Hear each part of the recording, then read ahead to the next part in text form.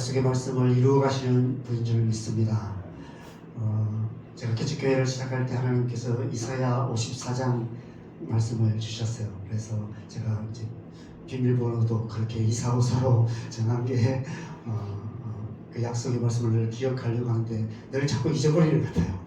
그래서 잊어버리고 또 현실을 바라보게 되고 그렇게 되는 것 같습니다. 우리 하나님 여러분 각자에 주신 말씀 또 성경을 읽을 때 하나님 주신 약속들을 굳게 붙들고 믿음의 삶을 살아가셨으면 좋겠습니다.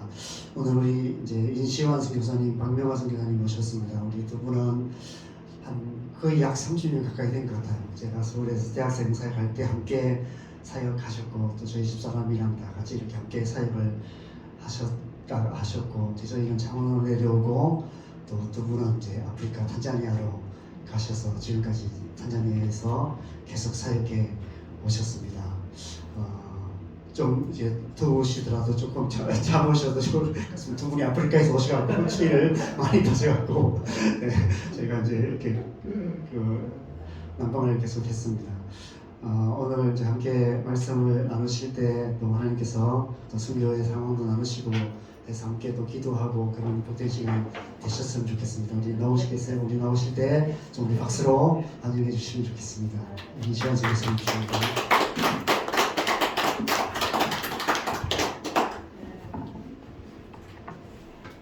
저희 때문에 너무 이게 또 더위들 고생하신 것 같아요. 너무 죄송합니다.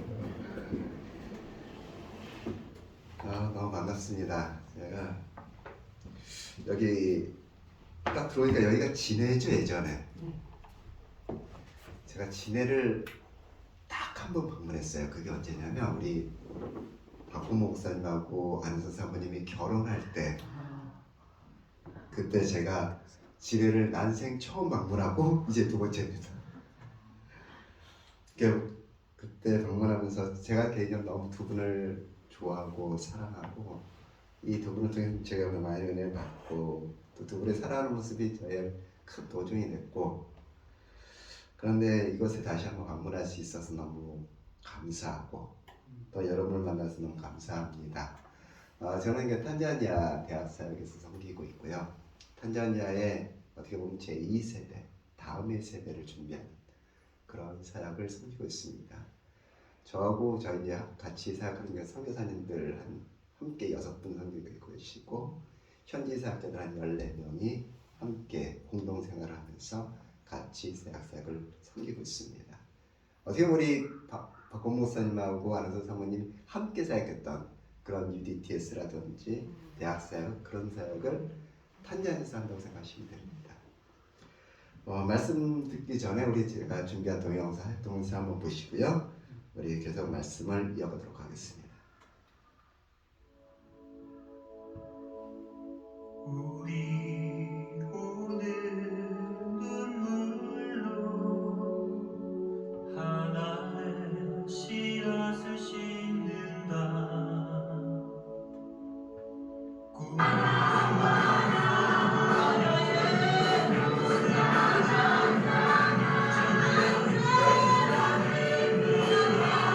저희 대학생 예배 예정이에요.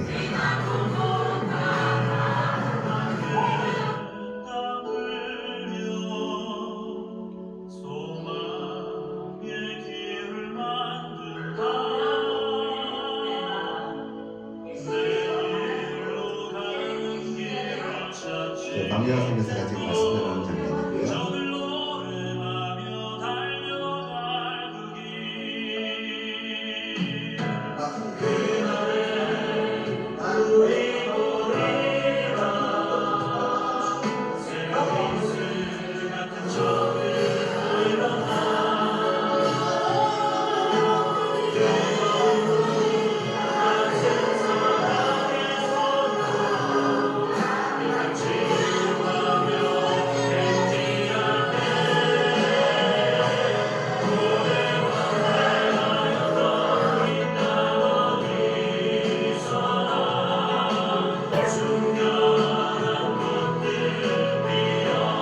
저 UDTS 강의하는 모습을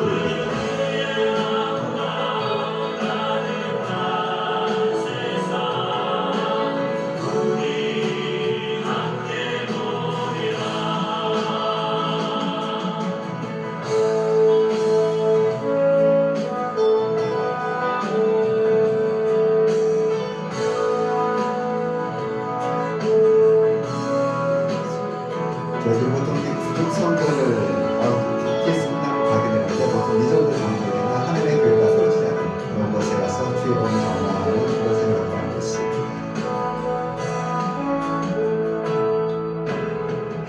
보통 이제 전도를 가면 저희가 숙소가 없기 때문에 이거 텐트 생활을 보통 하고 그쪽에서 생활을 시작합니다.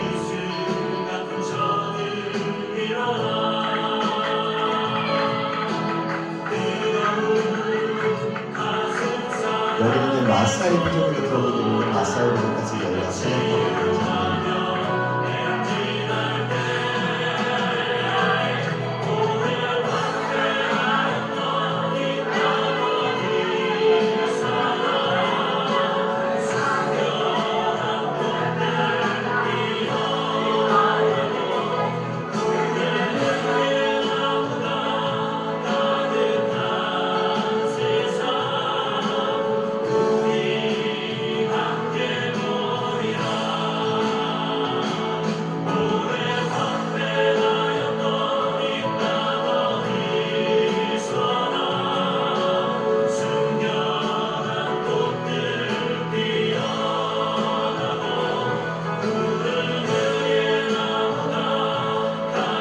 지금 보면 저희가 이 정도 정도랑 부족해서 말씀을 나누고 저희가 했던 성경 있는 어린이 사역의 모습입니다.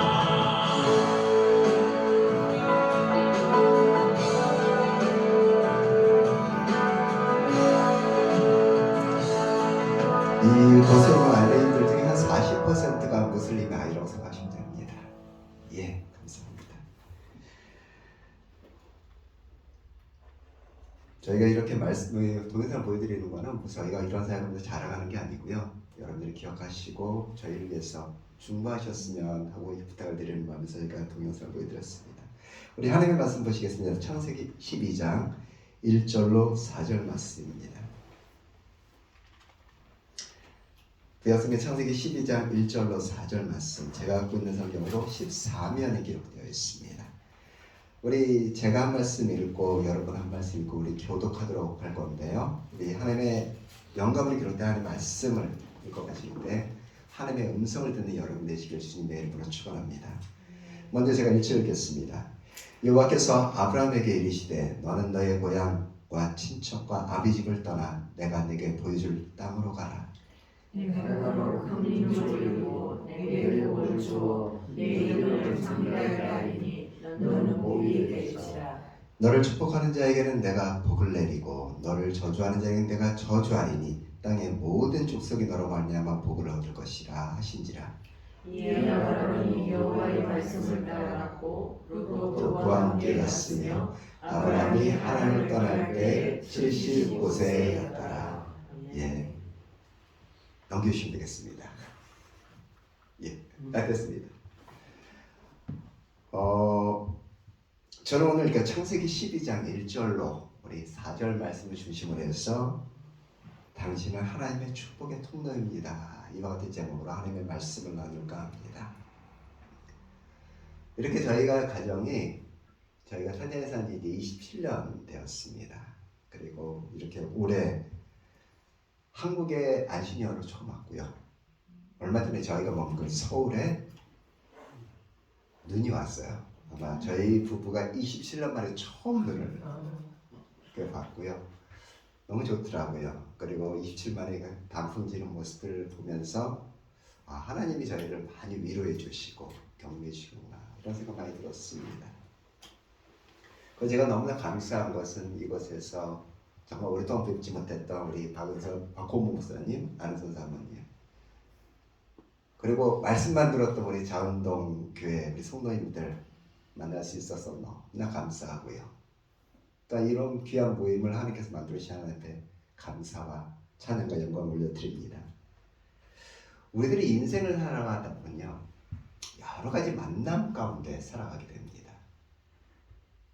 이 만남을 우리가 한 3가지 종류로 나눌 수 있지 않을까라는 생각이 듭니다. 첫 번째 만남은 우리 삶에서 반드시 만나서 기쁨과 축복을 나눌 수 있는 그런 만남이 있습니다. 그리고 두 번째 만남은 그냥 만나도 그만, 안 만나도 그만인 그런 만남이 있습니다. 그리고 세 번째 만남은 결코 만나지 않았으면 더 좋았을 것 같은 그런 만남도 있는 것이 사실입니다. 제가 믿는 것은 이곳에 있는 모든 분들이 하나님께서 여러분 가운데 하나님의 은혜를 나누고 하나님의 사랑을 나누는 귀한 자리 가운데 하나님께서 여러분 부르셨고요. 이 자리 가운데 하나님께서 만나게 하신 걸 저는 믿습니다. 그래서 한번 좌우에 계신 분하고 한번 인사 나누실까요? 주님의 이름으로 사랑하고 축복합니다. 한번 인사 나누겠습니다. 주님의 이름으로 사랑하고 축복합니다. 저도 여러분들 주님의 이름으로 정말 사랑하고 축복합니다. 이 자리에 함께한 것이 제가 볼 때 하나님의 은혜고요. 이 자리에 제가 서서 여러분이 하나님 말씀 나눌 수 있는 것이 하나님의 은혜가 아니면 결코 이룰 수 없는 것을 제가 압니다. 오늘 본문에 우리가 창세기 12장 1절 말씀 본문을 보면 하나님께서 아브람을 만나십니다. 아브람도 이런 귀한 삶의 만남을 통해서 그의 삶 자체가 변화가 되게 됩니다. 여러분 한국 사람들은 이 복이라는 단어를 참 좋아하지 않습니까? 어떻게 숟가락을 봐도 복이라는 게 써져 있고 젓가락 봐도 복이라는 게 써져 있고 우리가 항상 잘 때마다 이게 요즘은 좀 덜한 것 같은데 예전에는 이 베개에도 이불에도 요에도 심지어는 요즘 잘 사용하지 않지만 저희 할머니가 사용했던 요강이라고 혹시 기억하시죠? 그 요강에도 복자가 아주 커다랗게 써있던 걸 제가 기억합니다. 참 복을 좋아했던 민족인 것 같아요. 근데 이것이 한국만이 아닙니다. 이 아브라함이 살았던 고대 근동 지역, 이 이스라엘 지역을 보면 같이 복을 좋아했고 복을 사모했고 복을 간구했던 민족도 이스라엘입니다. 그런 이스라엘 가운데 하나님께서 아브라함에게 복을 주시겠다고 하십니다. 그러면서 그에게 말씀하시면 너가 다른 사람에게도 복이 될지라 라고 말씀하고 계십니다. 하나님은 우리에게 축복을 허락해 주기를 원하십니다. 믿으십니까? 하나님 우리 삶 가운데 놀라운 축복을 허락해 주시기를 원해요. 근데 그것이 우리의 삶 가운데 머무는 것은 우리가 말하면 기복신앙이 되는 것입니다. 그것이 우리 삶 가운데 머무는 것이 아니라 우리가 하나님의 축복의 통로가 되어서 다른 사람 가운데 하나님의 축복을 흘려보낼 수 있는 사람으로 우리가 세워져야 한다는 것입니다. 그렇다면 우리가 하나님의 축복의 통로로 살아가면 우리가 어떠한 삶을 살아야 될까요? 오늘 함께 말씀을 나누면서 은혜를 나누길 원합니다. 우리가 첫 번째 하나님의 통로로 살기 위해서는 하나님의 음성을 들으며 살아가야 하는 것입니다. 우리 본문 말씀 창세기 12장 1절 말씀 보면 이렇게 기록되었습니다. 여호와께서 아브라함에게 이르시되 너는 고향과 친척과 아비의 집을 떠나 내가 내게 보여줄 땅으로 가라고 말씀하십니다. 하나님께서 전혀 아브라함이 생각지 않은 시간에 아브라함에게 나타나 말씀하십니다. 그리고 너는 너의 고향과 친척집을 떠나 내가 내게 보여줄 땅으로 가라고 말씀하십니다. 여러분 여호수아 24장 2절 말씀은 이 말씀을 여호수아가 풀어서 이야기합니다. 여호수아 24장 2절 말씀 한번 보시겠습니다. 여호수아가 모든 백성에게 이르되 이스라엘의 하나님 여호와께서 이같이 말씀하시기를 옛적에 너희 조상들 곧 아브라함의 아버지 나홀의 아버지 데라가 각 저쪽에 거주하여 다른 신을 섬겼더니라고 말씀하셨습니다. 여기서 각 저쪽은 유브라데스 강 쪽에 이 메소포타미아 지역이 있어요. 그 지역에 갈대아 우르라는 지역입니다. 오늘 말하면 이라크 지역이라고 생각하시면 됩니다. 그 지역에서 살고 있던 사람들이 아브라함의 가족들, 아버지 데라의 가족입니다. 근데 그곳이 상당히 상업적으로 아주 큰 융성했던 지역이에요. 그런 지역이기 때문에 그곳에는 많은 사람들이 오게 되고, 아브라함의 아버지 데라가 했던 장사가 뭐였냐면 우상을 만들어서 파는 사람이었습니다. 자연스럽게 하나님을 알지 못했던 사람이고 다른 신을 섬겼던 사람이 바로 데라. 그리고 우리가 조금 더 유치해 생각할 거 보면 아브라함도 다른 신을 섬겼을 가능성이 더 많다는 것입니다. 이렇게 하나님을 잘 알지 못했던 아브라함에게 하나님이 나타나십니다. 그리고 하나님이 말씀하십니다. 그리고 하나님의 음성이 들리기 시작합니다. 아브라함의 자신도 모르는 사이에 여호와 하나님이 누구신지 알고자 하는 그 마음이 그 마음 가운데 일어나기 시작했던 것입니다. 여러분 시편 42편 1절 말씀 보면 사슴이 시냇물을 찾아 갈급한 같이 내 영혼이 주님을 찾아 갈급한다고 시편 기자가 고백하고 있어요. 아브라함 마음 안에 그 시편 기자의 그 고백이처럼 하나님을 알고자 하는 마음이 자신도 모르는 사이에 일어나기 시작합니다. 그러한 시기 가운데 하나님이 아브라함을 부르신 것이죠. 저를 포함한 여것의 모든, 그리고 여러분을 포함한 모든 그리스도인들 안에 하나님의 뜻대로 살아가기를 모든 분들이 원하십니다. 하나님의 뜻이 나의 삶 가운데 이루어지기를 모든 분들이 원하시고 그렇게 살아가길 원합니다.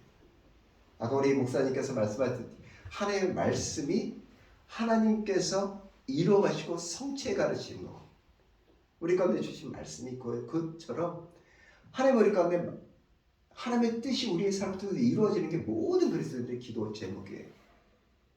근데 어떻게 우리가 하나님의 뜻을 알아갑니까?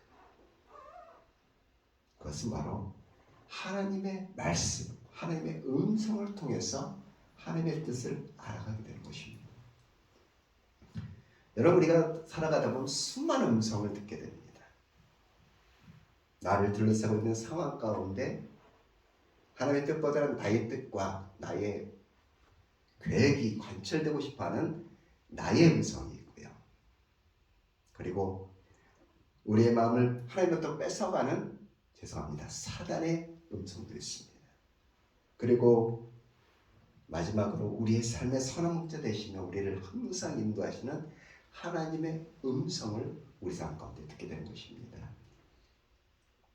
그런 사람 가운데 우리는 어떠한 음성에 귀를 기울이고 살아가는가, 이것이 우리 삶 가운데 우리의 삶의 방향을 결정하고 살아가게 되는 것이죠. 저희 가정이, 제가 개인적으로 하나님께서 1991년도 6월 27일 날 하나님께서 저를 아프리카 선교사를 부르셨습니다. 그래서 91년도 하나님의 부르심을 받고 제가 하나님께서 나를 신학을 마치면 바로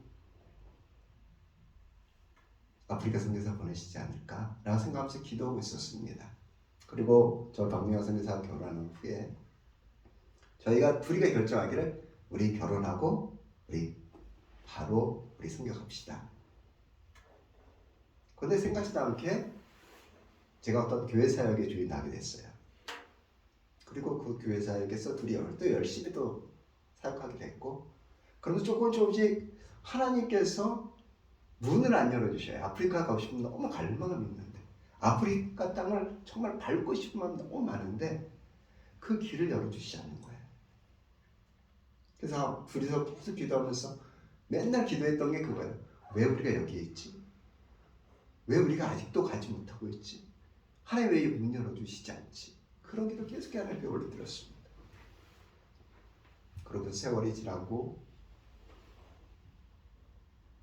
저희가 DTS를 받고 우리 박홍모 목사님, 우리 박원선 사모님과 같이 서울대학생에서 조인해서 같이 또 사역을 합니다.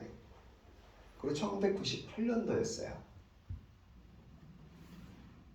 하나님께서 저희 가정 가운데 8월에 그 서울대학생의 LT라는 모임이 있는데 그 LT라는 모임에서 한 목사님을 통해서 하나님께서 저희 가운데 가라는 말씀을 주셨어요. 너무 기쁘고 또 말씀을 또 확인해 주셔서 지금 되구나. 그래서 저희가 준비하기 시작했습니다. 열심히 준비해서 또 이제 저희가 이제 이미 파송교회가 결정이 됐기 때문에 저희가 가는 길만 결정하면은 파송교회에서 이미 모든 준비가 돼 있었기 때문에 가면 되겠구나 결정하고 하나님 앞에 기도하기 전에 이걸 하나하나 준비 시작했습니다. 근데 여러분 혹시 1998년도에 한국에 어떤 일이 있었는지 혹시 기억하세요? 한국에 IMF 많이 기억하시네. IMF가 하나님께서 너무나 기가 막히게 이벤트 하나를 준비해 주셨는데 IMF가 딱 나니까 제가 사역했던 교회에서 재정이 많이 줄어들지 않습니까?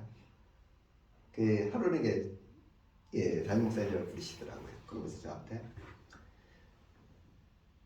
이 목사님 저희가 파송하기로 돼 있던 거 기억하는데 지금 교회 재정이 너무 어려워요. 지금 말고 한 3년, 한 4년 후에는 아마 교회 재정이 어느 정도 회복이 될 것 같으니까 그때는 한번 어떻겠습니까? 제안해요 목사님이. 아주 합리적인 거고 지금 상황에 아주 맞는 말씀이세요. 그래서 알겠습니다 목사님. 기도하고 결정하겠습니다 하고 담임 목사실 딱 나오는데 하나님께서 제 가운데 딱 주시는 말씀이 뭐냐면 가라라는 말씀이었어요. 지금 가라.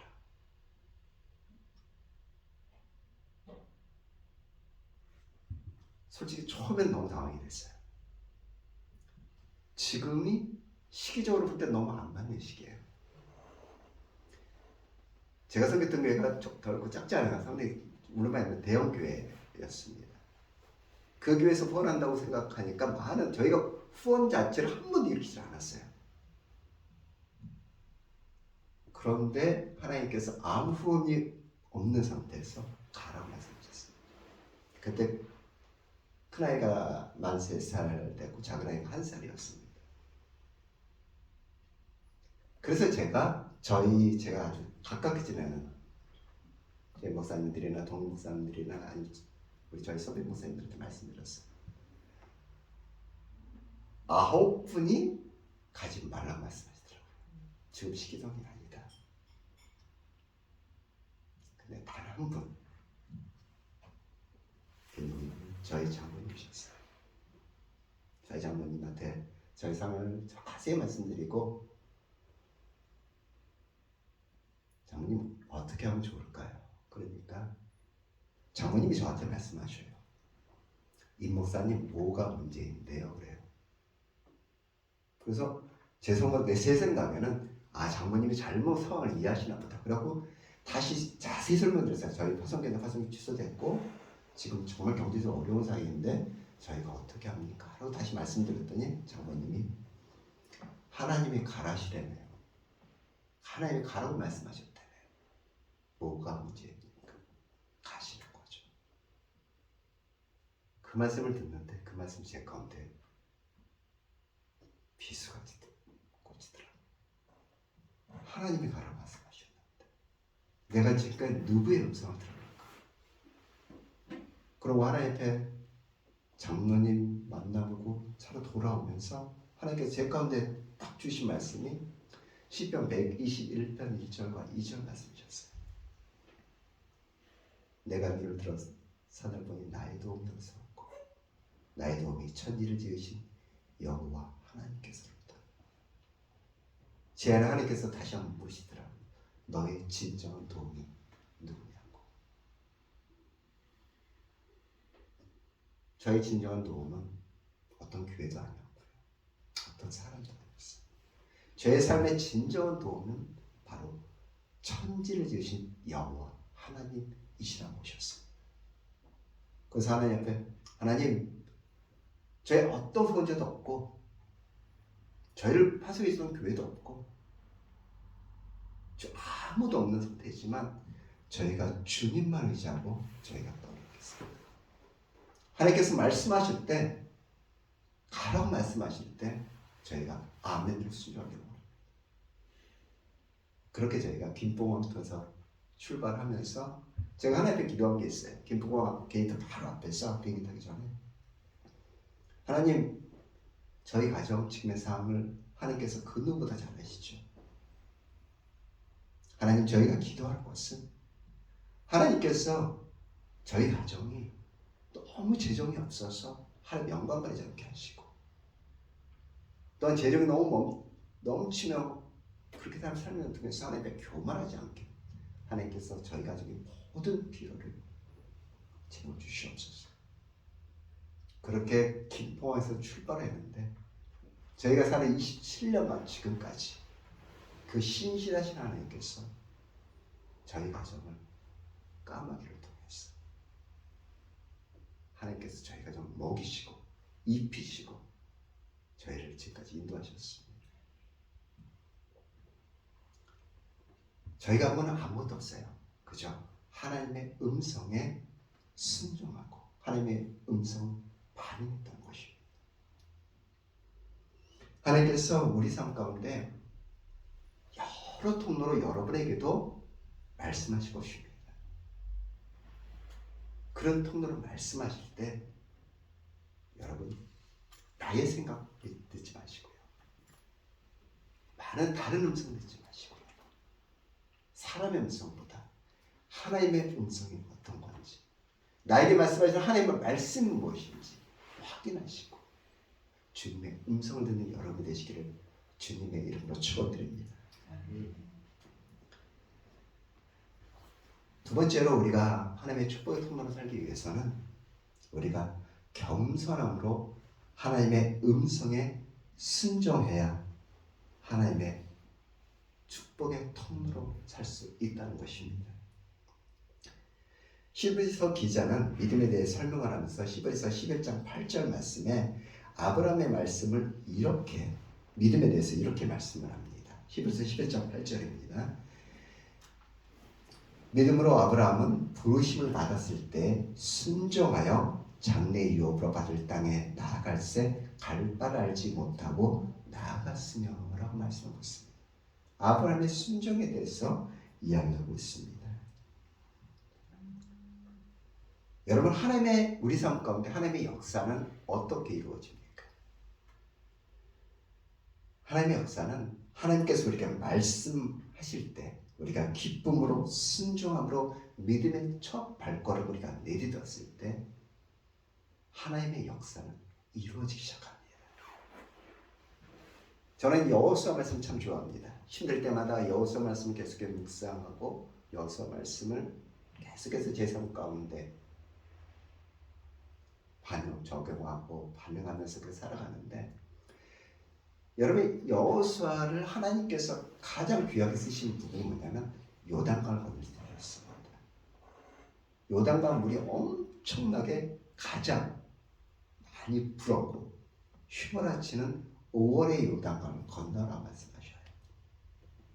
여호수아가 홍해를 건넜던 경험이 있는 사람입니다. 홍해는 하나님이 먼저 가르신 다음에 이 홍해를 건너지 않았습니까? 근데 하나님께서 요단강 먼저 갈라주고 걸으면 참 좋겠는데 그렇지가 않아요. 물이 엄청나게 몰아치는 그 요단강에 제사장의 발을 담그라고 말씀하십니다. 제사장의 발이 믿음으로 순종으로 그 요단강을 밟았을 때 강이 갈라졌다고 여러분 기억하실 것입니다. 하나님의 역사는 이렇게 시작되는 거예요. 여러분 한번 생각해 보세요. 아브라함에게 한 장소를 말씀해 주셔요. 이곳으로 너 가. 그리고 이곳에서 내가 너를 큰 민족을 이루게 할 거야. 라고 말씀해 주면 참 편할 것 같아요. 그죠? 근데 하나님께서 그렇게 말씀하지 않으셨어요. 내가 내게 보여주겠다. 히브리서 11장 8절 말씀 보면 갈 바를 알지 못하고 떠났다고 얘기하고 있습니다. 아브라함에게 많은 사람들이 물었어요. 어디로 갈 건데? 어느 방향인데? 아브라함이 뭐라고 대답했을까요? 몰라요. 어디로 갈지도 몰라요. 그런데 제 가운데 하나님 임성이 들렸는데 제게 보여줄 그 땅으로 가라. 분명히 한 발짝 한 발짝 하나님께서 인도하시고 있습니다. 그러면서 순종으로 집, 간, 가방 묶었을 것입니다. 텐트를 접었을 것이고요. 근데 혼자 가면 참 편했을 것 같아요. 근데 하나님의 가장 사랑하는 사례를 데리고 왔고요. 조카로까지 같이 가겠다고 앞장서 나섭니다. 아브라함에게 큰 믿음의 도전이었을 거예요. 그런데 아브라함은 그것에 멈추지 않고 나에게 말씀하신 그 하나님, 나를 인도하신 그 하나님을 믿고 순종함으로 그가 첫 발자국을 움직입니다. 여러분, 우리 삶 가운데 하나님 앞에 겸손함으로 하나님의 말씀 순종하는 것은 결코 쉬운 일이 아닙니다. 그런데 그런 순종을 하기 시작할 때 하나님의 역사는 우리의 삶을 통해서 반드시 이루어지게 되어 있습니다. 처음에는 정말 막막한 것 같습니다. 아무 일도 일어나지 않는 것 같아요. 주님께 순종으로 그럴 때는, 그러나 주님께 순종으로 기도하기 시작할 때 하나님께서 하나님의 일을 우리의 삶을 통해서 이루어 가시는 것입니다. 여러분 기억하시죠? 여리고 성이 어떻게 무너졌는지. 여리고 성이 한 바퀴 돌았을 때 그 성 안에 어떤 실금도 보이지 않습니다. 어떤 변화도 없어요. 6바퀴까지 묵묵히 순종하고 돌기 시작합니다. 아무 변화 없어요. 7째 날 1바퀴, 2바퀴, 3바퀴, 7바퀴 돕니다. 아무 변화 없어요. 근데 언제 무너지냐? 그들이 순종으로 큰 소리를 외치기 시작할 때 그 견고한 여리고성이 무너지기 시작했던 것입니다. 우리가 주님께 순종함으로 행했을 때 오늘도 살아계셔서 역사하시는 그 하나님께서 우리의 삶을 통해서 역사하고 계실 줄 믿습니다. 여러분, 누가복음 5장에 보면 베드로가 등장합니다. 밤새도록 금을 내렸는데 고기 한 마리 못 잡습니다. 여러분, 농담과 진담을 섞어서 갈릴리옷은요, 제가 좀 이따 갈릴리옷에 좀 더 말씀드리겠지만 물반 고기반이라고 해요. 그 정도로 많은 고기가 있습니다. 근데 밤새도록 그물을 내렸는데 한 마리도 못 잡았어요. 이것도 기적이에요. 그죠? 한 마리 못 잡았어요. 어떻게 보면 베드로 역사 이래로 처음 있을 수 있어요. 근데 정말 한 마리도 못 잡는 그 하루를 마무리하고 이제 금을 잡아서 정말 오늘 공쳤다고 생각하고 금을 내리고 쉬고 있는 베드로에게 예수님께서 다가옵니다. 누가복음 5장 4절 말씀 이렇게 말씀하셔요. 예수님께서 말씀을 마치시고 시몬에게 이르시되 깊은 데로 가서 그물을 내려 고기를 잡으라. 여러분, 갈릴리 바다에서 30년 이상 잠병을 온 사람이에요. 그 누구보다도 갈릴리 바다를 잘 알고 있는 사람이에요. 절대 아침에는 깊은 데로 가는 것이 아닙니다. 근데 예수님께서 깊은 데로 가라고 말씀하셔요. 그때 베드로가 어떻게 대답하는지 이렇게 한 말씀을 다시 한번 보세요. 5장 5절 말씀입니다. 선생님, 우리들이 밤이 새도록 수고했을 때 잡은 것이 없지만은 말씀에 의지하여 하나님 말씀이 내게 들렸기 때문에 내가 순종함으로 내가 그물을 내리리이다라고 말씀하셨습니다. 본인의 경험으로는 절대 가면 안 돼요. 본인의 경험 볼 때 그렇게 하지 않는 것이 맞습니다. 근데 하나님의 말씀을 들리기 시작할 때 그 말씀을 순종함으로 베드로가 반응을 했던 것입니다. 순종했던 것입니다. 여러분 이렇게 베드로가 순종했을 때 얼마나 많은 놀라운 일들이 그가 혼자 올리지 못할 정도로 그물에 가득 찼던 것을 여러분 기억하시고 싶습니다. 여러분 이것이 바로 하나님께서 원하시는 순종인 것입니다. 나의 생각과 나의 지식과 내 경험과 그런 것에 의지하는 것이 아니라 하나님 말씀하실 때 기쁨으로 순종할 수 있는 그 믿음을 하나님께서 원하시는 것입니다. 저희 센터에 건물이 한 9동이 있습니다. 근데 그 9동에 저희가 건축을 할 때 저희 센터가 물이 없는 지역이에요. 정말 물이 없는 지역에서 기적같이 비로만 의지해서 저희가 그 9동을 졌습니다. 정말 이것도 기적같이 했어요. 근데 이렇게 살아가긴 하는데 저희가 보통 그 사역 저희 센터 안에 평균적으로 한 35명에서 40명이 공동생활을 합니다. 저희 직원까지 합쳐서 전쟁팀 오면 거의 50에서 60명이 살아요. 근데 비만 의지해서 사는 저희가 9동 말씀드리면 그 모든 동마다 5,000리터의 물탱크가 있습니다. 비 오면 거기에 물을 다 받는 거예요. 그럼 이 비가 오면 한 72,000리터 정도의 물이 꽉 찹니다. 탄자니아는 우기가 4월과 11월 두 번의 비가 내립니다. 2달 동안 비 오는 곳에 저희가 일하면서 하는 거예요. 근데 전도행팀 오면 한 60명이 같이 살아야 되니까 결코 쉽지가 않아요. 비 올 때마다 물이 줄 때마다 말 그대로 간이 졸아요. 물 없으면 안 되니까. 그렇게 살다 보니 제가 하나님 저에게 물을 주시옵소서. 그래갖고 우물을 파기로 결정을 했어요. 그래서 미국의 한 교회가 저희 우물 파는 소리를 듣고 12,000불의 재정을 후원해주셨습니다. 그래서 우물을 바로 몇 군데 다녀봤습니다. 우물회사. 저희가 사는 나라사람에 큰 우물회사가 3곳이 있는데 2곳에선 저희가 이미 캔슬됐어요. 안 된다고. 저희가 있는 사는 곳이 마콩고주라는 곳인데 그곳에 물을 파면 안 나오는 곳이죠. 본인들도 고생할 것이고 그리고 본인도 저희도 손해볼 거니까 하지 말자고 저한테 얘기를 하더라고요. 근데 기도할 때마다 하나님께서 말씀하시는 거는 사막에도 물을 내신 하나님께서 저에게 물을 주신다는 마음을 너무 강하게 해주세요. 사막에도 길을 내시고 강에도 그곳에 강을 내신 하나님이 그곳에 반드시 물을 줄 것이라고 마음을 주셔서 맨 마지막에 가는 곳이 3번째 무슬림들이 하는 업체예요.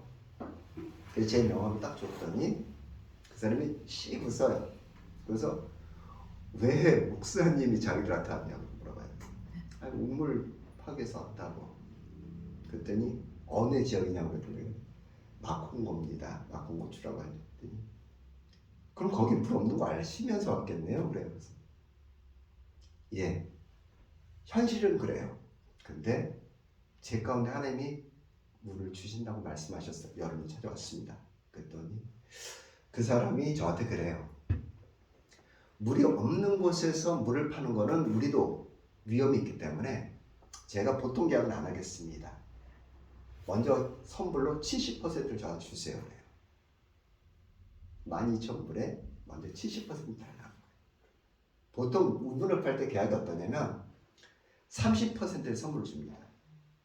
그리고 30% 선물을 줘서 기계가 와요. 그러면 우물을 파기 시작해요. 그래서 물이 나오면 다시 30% 줍니다.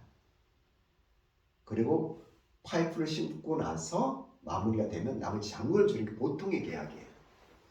근데 70%를 먼저 달라는 의미는 그 사람 의미는 뭐냐면 파지 말자는 의미예요. 저희가 130m 파기로 결정을 했는데 거기를 그 가게밖에 사실 기계가 없어요. 올 수 있는 기계가. 그래서 그때 얘기를 들으면서 저도 황당하기도 했고 그래서 하나님 앞에 기도했습니다. 하나님 어떻게 할까요? 저 사람이 70%를 선물 달라는데. 근데 하나님께서 제 안에 평안한 마음을 주시더라고요. 그래서 하라고 말씀하시나 보다.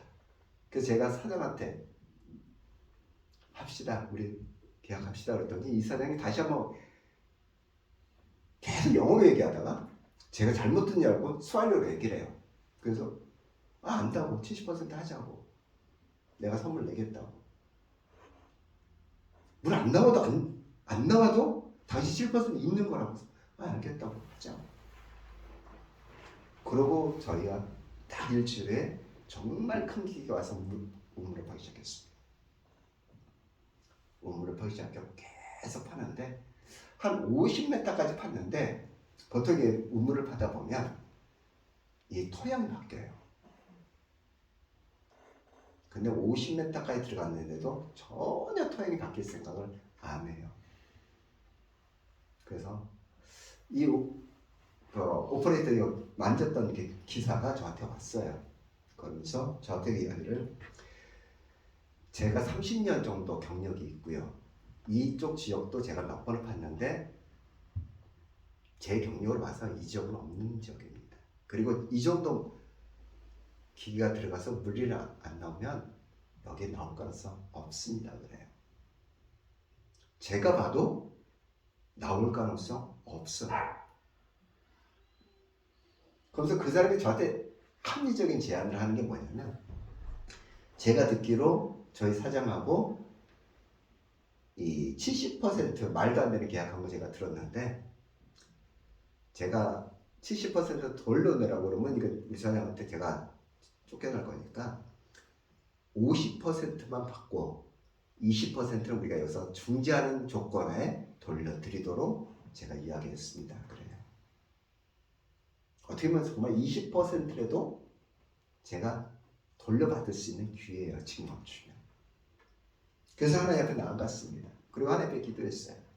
하나님, 제가 봐도 지금 물 나올 기회가 없습니다. 어떻게 하면 좋을까요?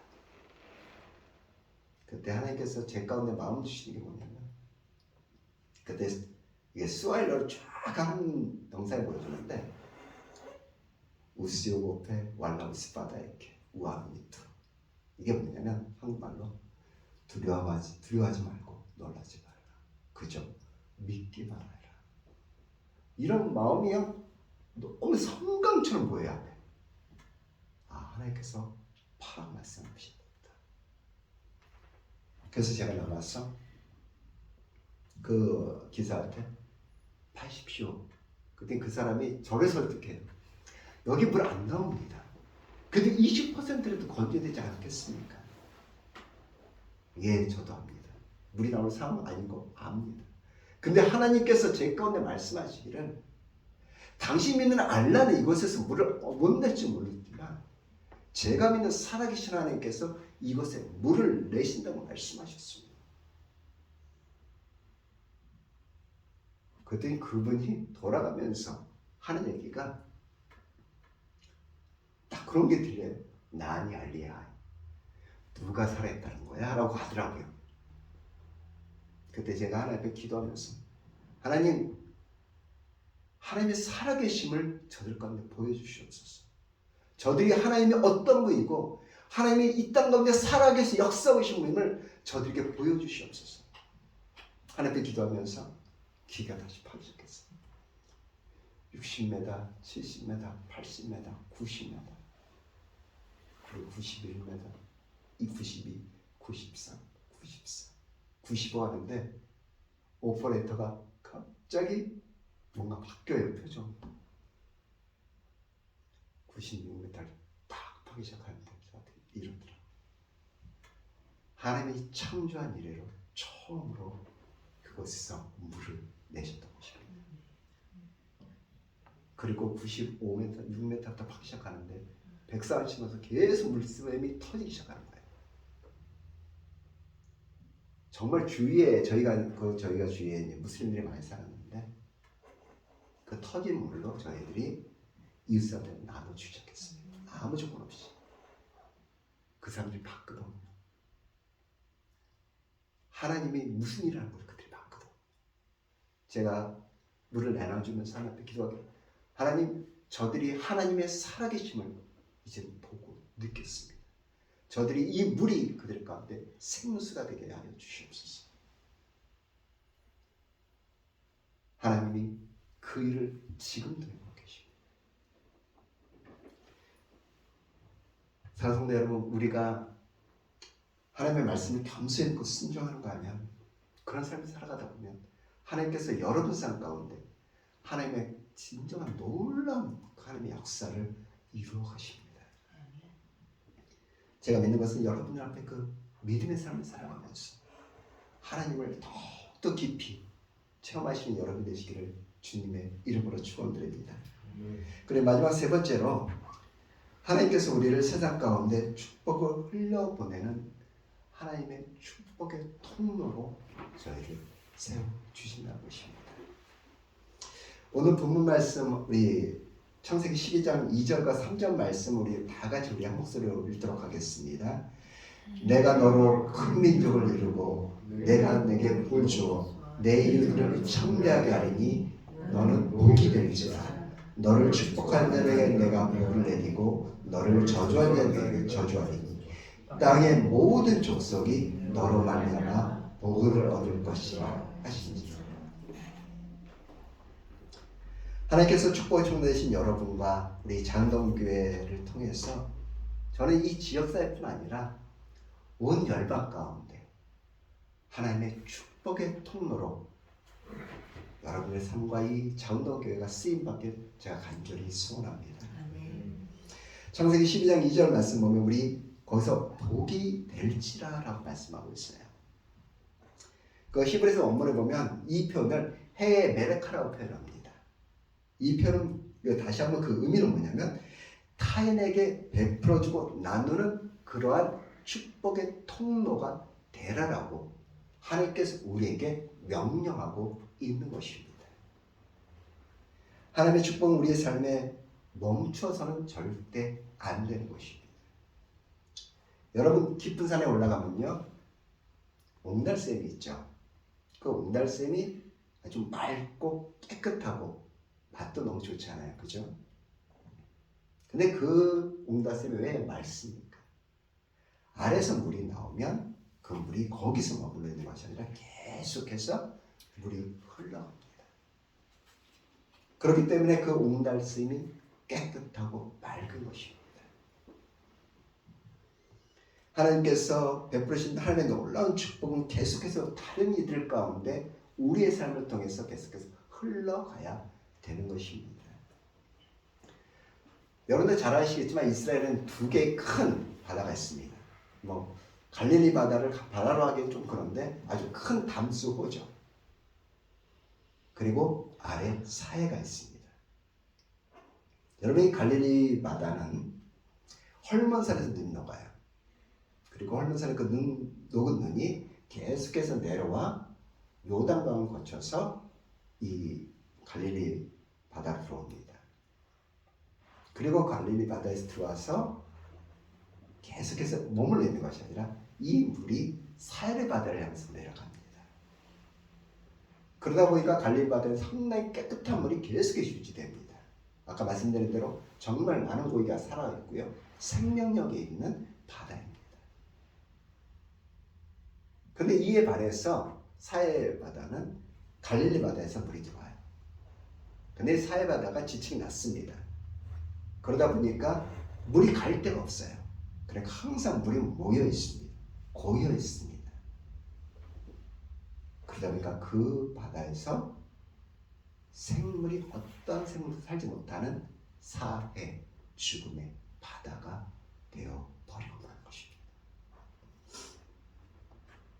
하나님께서 축복의 통로를 부르신 여러분의 삶이 어떤 바다가 되실 수 있겠습니까? 갈릴리 바다입니까? 아니 사해 바다입니까? 내 중심의 삶이 아닌 다른 이를 바라보고 다른 이의 필요를 보고 다른 이의 것을 흘려보낼 수 있는 그러한 초대 교회 같은 그런 공동체가 이 자은동 교회가 되기를 주님의 이름으로 간절히 축원드립니다. 자유와 은혜의 공동체. 교회에 들어오면서 그 글귀가 너무 마음에 와닿아요. 하나님의 말씀의 진리가 섬기는 교회, 하나님의 은혜가 항상 넘치는 교회, 그리고 우리가 한 공동체로 모이는 교회. 이것이 어떤 공동체입니까? 바로 초대교회 공동체.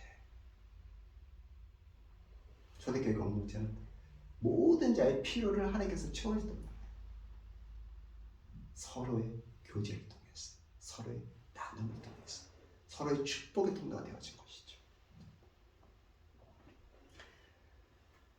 제가 바라기는 하나님께서 아브라함을 부르셔서 축복하기 원하시는 한 가지 이유가 있다는 건 무엇입니까?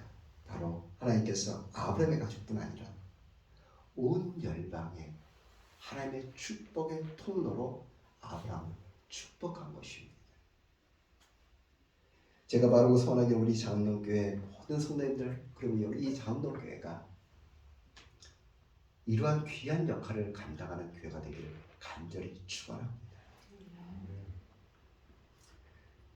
제가 한국에 방문해서 강화의 한 지역을 방문했습니다. 그리고 강화에서 몇 분들과 교제를 나눴는데 너무 귀한 분들을 만났어요. 재능기부 선교회라는 한 단체인데요. 평신도로 분들이 모여서 만든 단체입니다. 근데 그분들이 자신의 재능을 하나님의 나라를 위해 써요. 그분들이 1년 그 강화도니까 이게 새우젓을 많이, 그 새우젓을 사와서 새우젓을 포장해서 팝니다. 그 모든 수익금을 선교를 써요.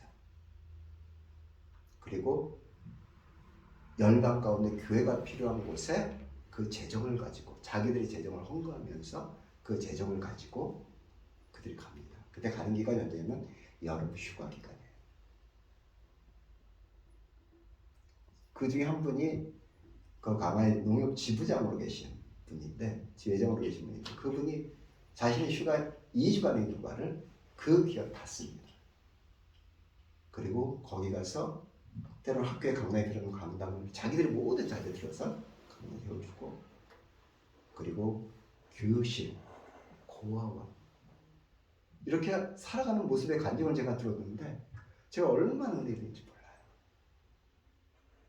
그분들이 하나님의 말씀 그대로 자신의 것을 흘려보내는 하나님의 축복의 통로로 살아가는 귀한 분들이더라고요. 저는 여러분 삶 가운데 그러한 삶을 살아가는 여러분들 되기를 저는 간절히 소원합니다. 내가 아니라 다른 이의 필요를 보고, 그리고 열방을 보고, 그리고 내가 무릎을 꿇을 수 있는 것. 제가 한국에 와서 정말 안타까운 많은 상황들을 봅니다. 뭐 정치 상황도 여러분 잘 아실 거고요. 너무나 갈라져 있는 걸 많이 봐요. 많은 사람들이 갈라져 있다는 얘기합니다. 근데 그 갈라진 틈에 누가 들어가야 합니까? 저는 하나님 아는 그리스도인들이 그 갈라진 곳, 무너진 곳에 들어가서 기도해야 된다고 저는 생각합니다. 저는 그 중보자가 바로 여러분들이라고 생각합니다. 다른 사람이 아니에요. 바로 저와 여러분들이 이 민족 가운데, 그리고 온 열방 가운데 하나님의 나라가 온전히 세우기를, 하나님의 말씀 온전히 세우기를, 하나님의 말씀 우리의 삶을 통해서, 우리의 역사를 통해서, 하나님의 놀라운 삶을 통해서 이루어지는 역할을 감당하는 것이 바로 저와 여러분들이라는 것입니다. 우리가 무릎 꿇고 기도하기 시작할 때 우리 나라가 회복될 거고요. 온 열방이 하나님 나라로 돌아올 그런 날이 올 것입니다. 저는 그런 귀한 역할을 감당한 우리 장동교회가 되기를 주님의 이름으로 축복합니다. 그리고 그러한 역할을 우리 삶을 통해서 하나님 앞에 영광 돌리는 여러분 한 분 한 분이 되시기를 주님의 이름으로 축원합니다. 우리 기도하시겠습니다. 사랑의 하나님, 주님의 귀한 사랑에 다시 한번 감사를 드립니다.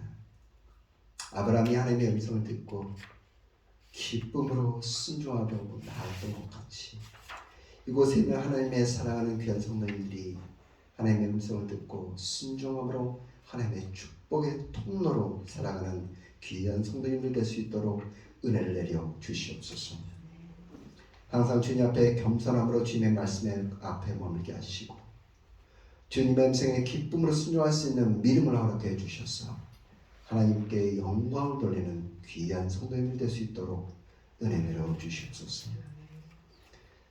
사랑하는 하나님, 하나님께서 세워주신 이 귀한 장원동 교회가 이 지역사회를 넘어 우회조 대한민국과 전 세계의 열방을 가슴에 품고 하나님의 아버지의 마음을 가지고 기도로 섬기는 귀한 교회 될 수 있도록 은혜 내려 주시옵소서. 하나님께서 오늘 우리 가운데 은혜 주셔서 감사드립니다. 우리가 주님 앞에 살아갈 때마다 하나님 앞에 영광 돌리고 하나님 앞에 기쁨으로 찬양을 저희들 수 있도록 은혜 내려 주시옵소서. 오늘도 우리 가운데 살아서 역사하고 계시는 주 예수 그리스도로 기도드렸사옵나이다. 아멘. 여러분 사랑하고 축복합니다.